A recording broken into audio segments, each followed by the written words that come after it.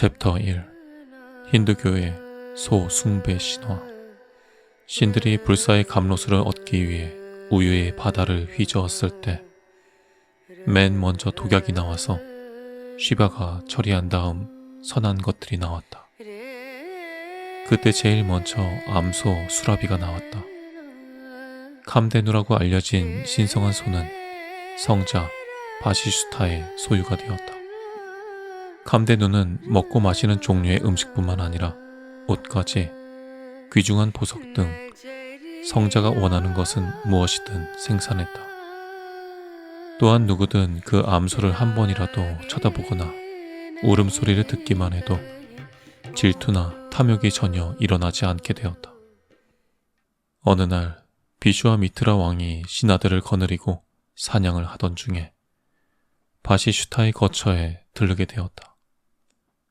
성자는 예의를 갖추어 왕의 일행을 맞이했다. 그는 암소 카데누에게 왕과 신하들을 위한 최상의 음식을 만들어 달라고 부탁했다. 암소는 온갖 종류의 산의 진미와 음료를 끊임없이 만들어 그들을 기쁘게 했다. 모든 것이 암소에게서 나온다는 사실을 알아차린 왕은 은근히 욕심이 생겼다.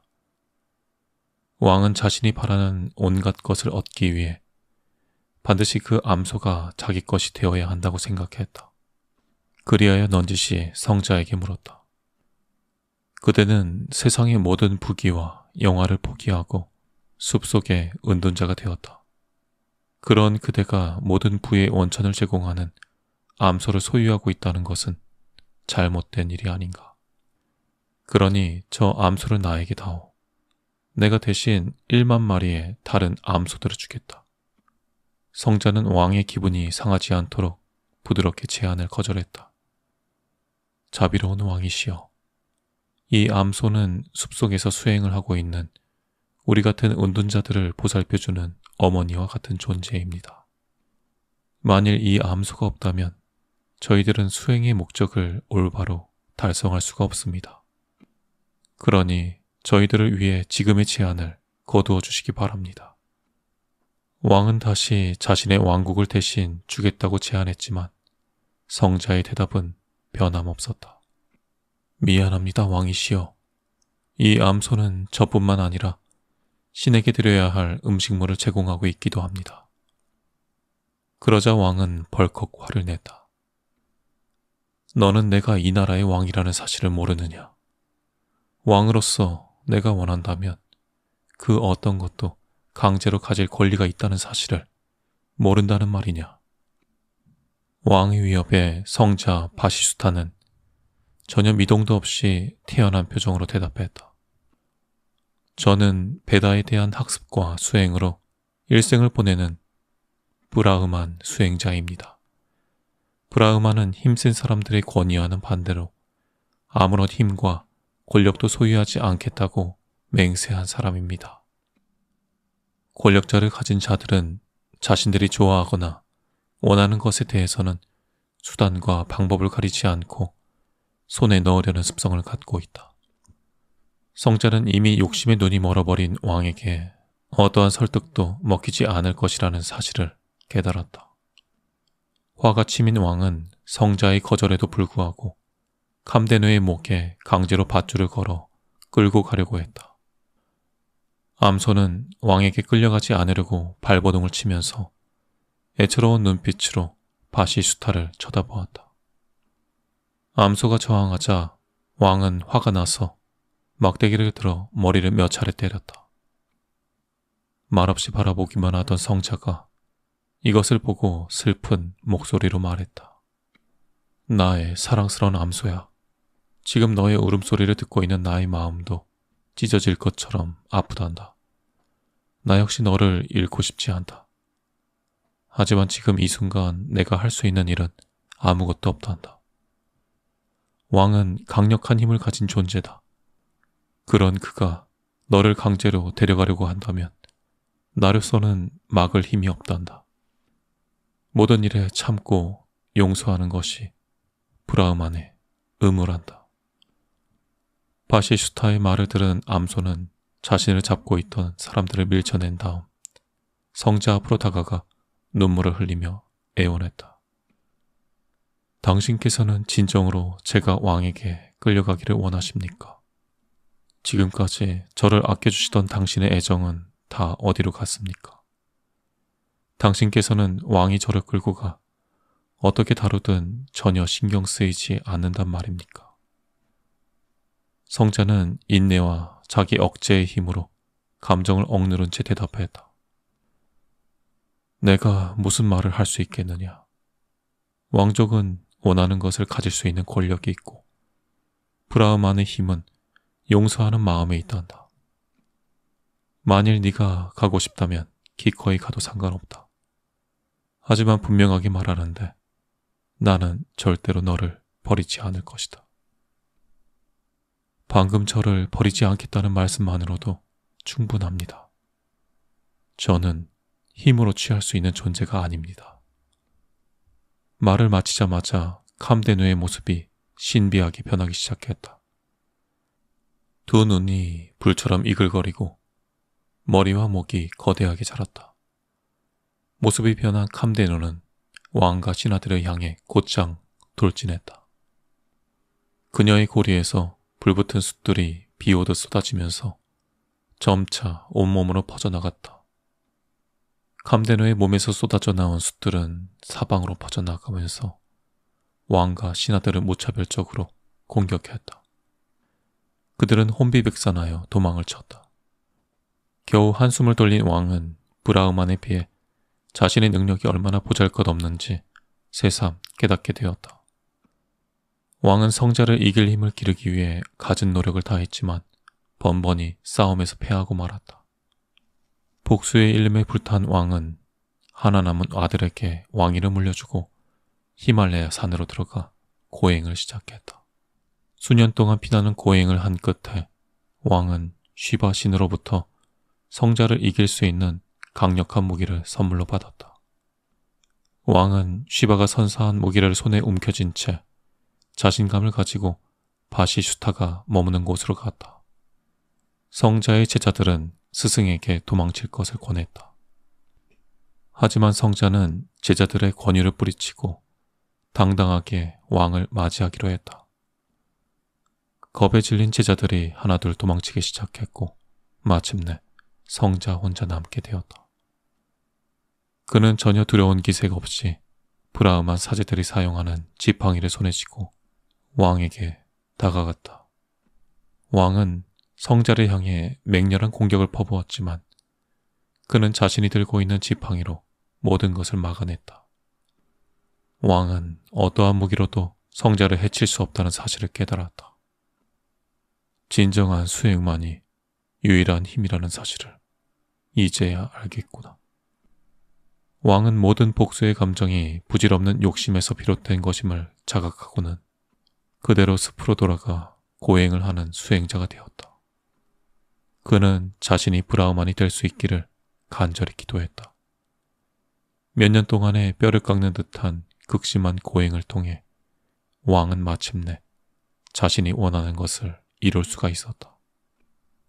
깨달음을 얻어 성자가 된 왕이 천상세계로 올라갔을 때 인드라 신은 그에게 불사의 감로수인 소마를 주어 불사의 존재가 되도록 하였다. 챕터 2 브라흐만 사제 계급. 인도는 카스트 제도라고 하는 계급 제도에 의해 사람들의 신분이 결정된다. 엄밀한 의미에서 카스트 제도는 베다 시대 이후 신화집 프라나와 법률서 다르마샤스트라에 나타나는 용어로 사회가 발전함에 따라 다양한 직업들에 의한 분업이 나타나면서 직업에 의해 결정된 신분 제도를 의미한다. 베다 시대의 신분 제도는 피부색을 의미하는 바르나라고 불리며 학자들에 따라 이 제도는 정복자와 피정복자들 간의 구별에서 비롯된 것으로 판단되기도 한다. 하지만 후대에 이르러 양자의 개념을 모두 카스트라는 용어로 통칭하게 된다. 이 용어는 포르투갈어인 혈통 등의 순수함을 의미하는 카스타에서 유래한 말이다. 인도의 카스트는 크게 브라흐만 사제 계급, 크샤트리아 무사 혹은 왕족 계급, 상공업 집단의 바이샤 계급, 노동계층의 수드라 계급의 넷으로 구별된다. 신화적 설명에 따르면 푸르샤가 자기 해체를 통하여 창조를 진행할 때 그의 입은 브라흐마니, 팔은 크샤트리아가, 널쩍 다리는 바이샤가, 발은 수드라가 되었다고 한다. 인도의 신분제도는 고대의 우리나라와 마찬가지로 엄격하게 출생에 의해 결정된다. 아울러 각 개인이 그 같은 사회적 차별을 갖게 되는 이유는 카르마로 설명된다. 다시 말해서 한 인간이 특정한 환경에 태어나는 것은 그가 전생에 지은 행위의 결과이다. 하지만 여기에서 주의할 점은 그렇다고 해서 카르마 이론이 반드시 부정적인 의미만은 아니라는 것이다. 오히려 한 인간이 타고난 특정한 환경은 바로 그것이 그가 전생에 지은 행위의 결과를 풀어나갈 수 있는 최적의 조건이기 때문이다. 인간이 이 땅의 특정한 모습과 조건으로 태어나는 것은 어떤 우연이나 외부의 절대자의 피할 수 없는 명령에 의해서가 아니라 전적으로 자신의 선택이다. 이런 점에서 카르마 이론은 단순하게 인간의 자유의지를 부정하는 결정이나 숙명론이라고 단정해서는 안 된다. 태어나는 순간 신분이 결정되는 카스트 제도는 현재의 삶을 살아가는 동안은 어떠한 경우에도 바뀔 수가 없다. 또한 인도인들은 다른 계급 간의 결혼조차 엄격하게 금지함으로써 자신들의 순수한 혈통을 지켜나가야 한다고 생각한다. 이러한 사실은 불교 경전에서 부모의 7대 조상까지 살펴봐서 순수해야 비로소 그 혈통의 순수성을 인정받을 수 있다고 언급하는 데서도 알 수 있다. 그럼에도 시대가 변하고 사람들의 의식이 점차로 발달하면서 고대 인도의 각 계급은 순수성은 많이 퇴색된다. 이러한 현상이 나타나는 과정에는 중국의 춘추전국 시대처럼 오랜 정치적, 사회적 혼란기를 거치면서 다양하게 바뀌는 왕조와 상업의 발달로 인한 이질적 문화들의 접촉도 커다란 영향을 미친다. 또한 개인의 신분 상승의 욕구도 무시할 수 없는 요인으로 작용한다. 하지만 그럼에도 인도의 카스트 제도는 다른 어느 나라보다도 강하게 유지되고 있는 편이다. 오늘날 법적으로는 그러한 제도가 사라졌음에도 여전히 인도 사회를 지배하고 있는 것이 바로 카스트 제도에 근거한 계급 의식이다. 다음의 이야기는 낮은 계급이 최상위 계급인 브라흐만으로 올라갈 수 있는지에 대한 내용을 담고 있다. 어느 날 브라흐마 신이 왕의 엄격한 고행을 가상히 여겨 그 앞에 나타났다. 그대는 무엇 때문에 몸과 생명조차 돌보지 않고 그렇게 극심한 고행을 하고 있는가? 신이시여, 제가 이처럼 극단적인 고행을 하는 것은 왕족으로서 성자, 즉 브라흐만이 되기 위해서입니다. 비슈와 미트라의 대답에도 브라흐만은 한마디 말도 없이 그대로 사라졌다. 그는 브라흐마가 아무런 대답도 없이 사라지자 실망한 표정을 지르며 고개를 떨어뜨리고 자괴감에 빠졌다. 왕족 계급으로 성자가 되는 것이 정녕 불가능하단 말인가? 그렇다면 내가 1000년 동안 갖은 고생을 다하면서 노력한 고행은 아무런 쓸모도 없단 말인가? 하지만 그는 의심을 떨치고 지금까지 했던 것보다 갑절의 노력을 기울이기로 결심했다. 먼저 그는 자신이 수행하기에 그 지역이 적당하지 않다는 사실을 깨닫고는 아름다운 호수가 있는 북쪽의 푸시카르로 옮겼다. 이 호수는 오늘날에도 히말라야의 눈이라고 불리는 곳으로 모든 죄를 씻어주는 힘이 있는 신성한 장소로 여겨지고 있다. 그곳에서 그는 다시 1000년 동안 이전보다 더 엄격한 고행을 해나갔다. 1000년의 고행이 끝나자 다시 브라흐마가 나타났다. 이제 나는 너의 수행에 대한 보답으로 너의 왕국이 융성해지도록 축복을 내려주마. 또한 너에게 성자의 칭호를 부여하도록 해주마. 비슈와 미트라는 이에 만족하지 않고 브라흐마에게 자신을 먼저 브라흐만 사제로 만들어주고 나서 성자의 칭호를 붙여달라고 요구했다. 브라흐마 신은 다시 말없이 사라졌고 비슈와미트는 고행을 계속했다. 세월이 흘러 어느 날 천상의 아름다운 요정 메나카가 성스러운 호수에 목욕을 하러 내려왔다. 그녀의 아름다운 자태에 반한 비슈와미트라는 그녀와 10년 동안 함께 살게 되었다. 그는 지금까지 닦아오던 고행도 포기한 채 내면에서 솟아나오는 본능의 소리에만 귀를 기울였다. 어느 날 문득 자신의 모습을 살펴보던 왕은 부끄러움과 분노에 치를 떨게 되었다. 자신이 왜 그렇게 되었는지를 곰곰이 생각해 본 결과 그는 모든 것들이 바로 신들의 음모라는 사실을 알아차렸다. 신들은 왕이 원하는 바를 방해하기 위해 메나카로 하여금 그를 유혹하게 한 것이었다. 왕은 지금까지의 고행이 물거품이 되었다는 사실을 깨달았다. 하지만 그는 이에 굴하지 않고 지금까지의 수행 방법에 청정에 대한 서약을 더하여 모든 감각적 욕망을 넘어서는 고행을 닦아나갔다. 엄격한 수행 속에서 다시 1000년이 지나자 이번에는 신들도 그를 인정하지 않을 수 없게 되었다. 브라흐마가 그에게 내려와 신들이 그를 힘있는 성자로 인정했다는 사실을 알려주었다. 하지만 비슈와미트라가 처음 먹었던 마음은 전혀 변함이 없었다. 나를 만족시킬 수 있는 명칭은 오직 하나뿐입니다. 만일 당신께서 저에게 브라흐만이라는 칭호를 붙여주실 때에야 저는 만족할 수 있을 것입니다. 저는 그때까지 고행을 멈추지 않을 것입니다. 네가 원하는 것이 그것이라면 지금까지 했던 것보다 더 큰 노력을 기울여야 할 것이다. 말을 마친 브라흐마는 다시 하늘로 올라갔다. 비슈와미트라는 다시 1000년 동안 오직 한 발로 선 채 두 팔을 하늘로 향해 뻗고 있는 고행을 닦아나갔다. 그는 밤낮을 가리지 않고 그 상태로 한자리의 고목처럼 서 있었다. 한여름에는 5개의 제사 의식용 불을 주위에 피워놓고 그 안에 있었으며 바람과 폭우가 몰아치는 우기에도 꼼짝하지 않고 오직 공기만 마시며 고행을 닦았다. 신들은 두려움에 휩싸인 채 비슈와미트라의 고행을 예의주시했다. 만일 그의 고행이 계속된다면 신들에게도 예기치 못했던 재앙이 생길 우려가 있기 때문이었다. 신들 가운데서도 그의 고행을 가장 방해했던 인드라는 더욱 걱정이 되었다.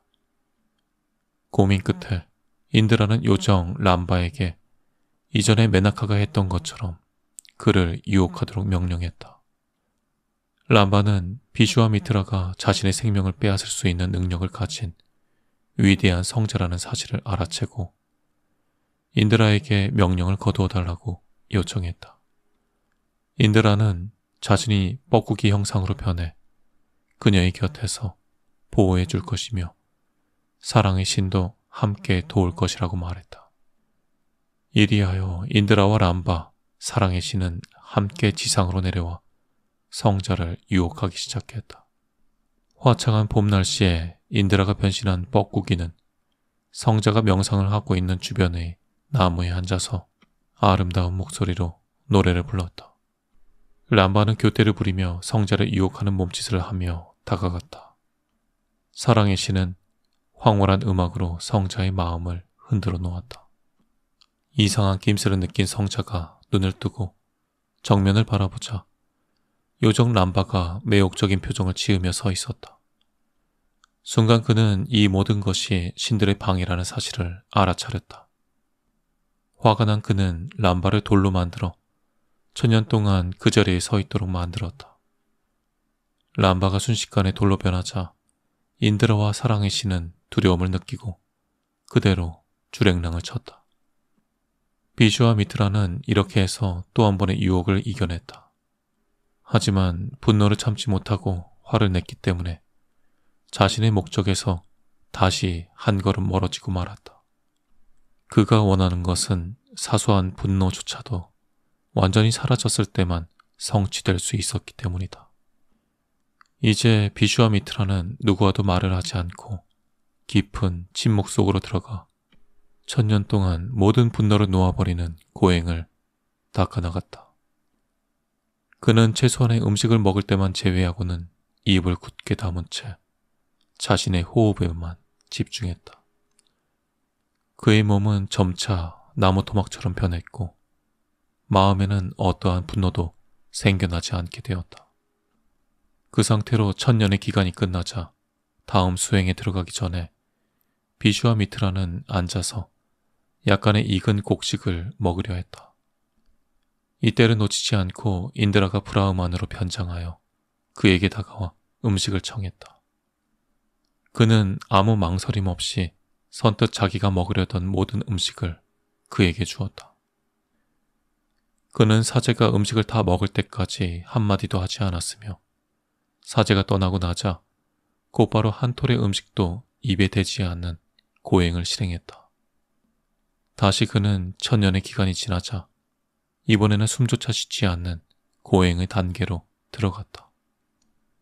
그는 겉으로 아무런 미동도 없었지만 그럴수록 3계의 모든 존재들은 더 큰 당혹감과 두려움을 느꼈다.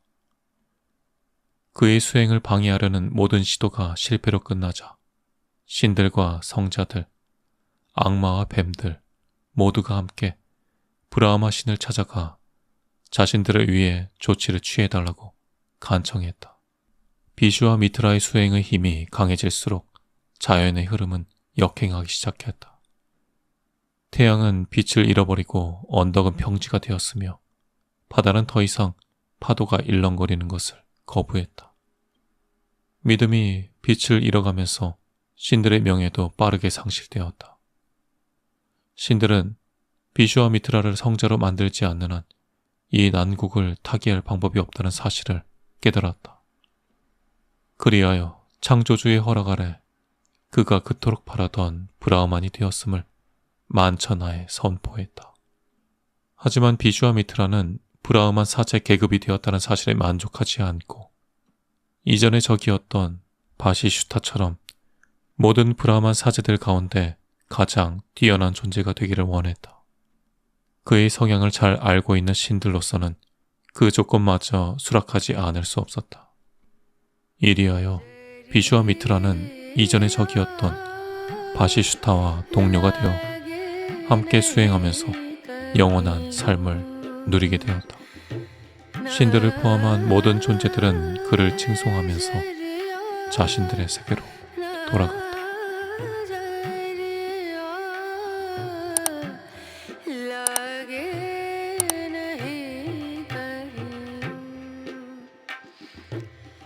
La